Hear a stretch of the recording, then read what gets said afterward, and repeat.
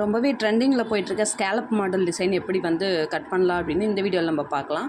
So first வந்து shoulder என்ன அளவு இருக்கோ நம்ம என்ன மெஷர்மெண்ட் எடுப்போம் சேம் அதே மாதிரி வச்சு நம்ம மார்க் பண்ணி எடுத்துக்கலாம். ஸோ நான் ஸ்லீவோட லென்த்து பார்த்திங்கன்னா 9.5 எடுத்திருக்கேன்.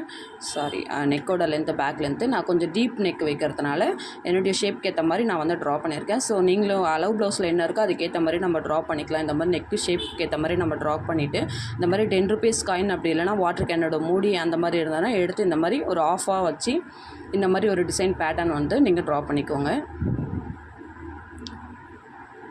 ஸோ இந்த மாதிரி ஃபுல்லாகவே நம்ம வந்து ட்ரா பண்ணி எடுத்துக்கலாம்.